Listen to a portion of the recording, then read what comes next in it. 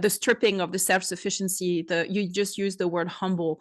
That has been my quest for, I am on a quest for humility because of the pride that comes from self-sufficiency, from being, an overachiever, from being able to actually do a lot on your own strength. But you do not want that strength, because that is not the strength that you can truly rely on. But you have to be stripped of it in order for God to step into your strength. And yes, there's a verse somewhere in, 2 Corinthians that says, when I am weak, then God is strong. But like, what does that actually really mean? What does Paul really mean by that? And so to be able to say, I'm learning to embrace my need for him as opposed to fight it.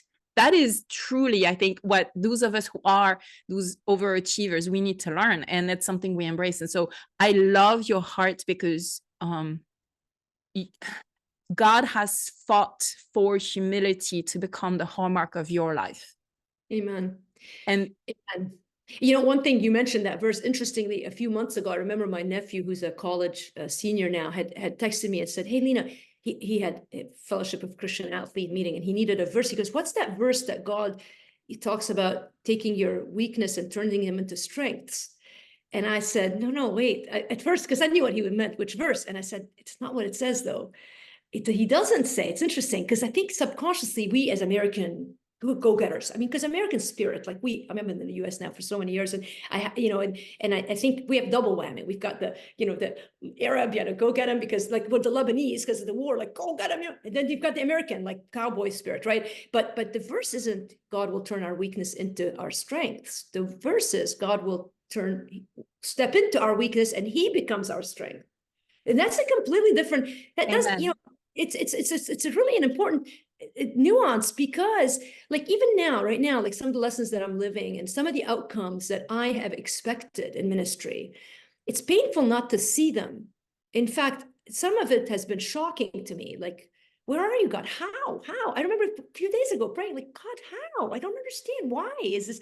And then coming back always to the same, first of all, rest.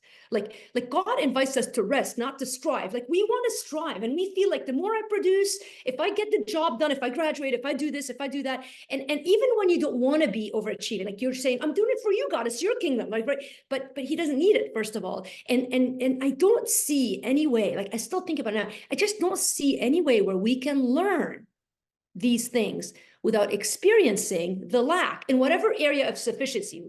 For some, it's financial. For others, it's loneliness. For, and God's heart in it isn't like, oh, this is a punishment. On the contrary, it's like, when you get to the other side of the lesson, there's such a sweet intimacy. I woke up this morning and read some scriptures, and even last night, like my mind has been stayed on the Lord.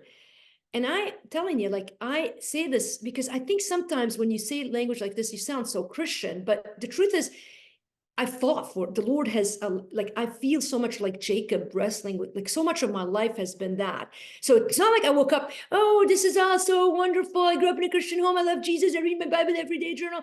It's that I've had so much pain that I now understand the difference in this deep longing in my heart for him, for the Lord.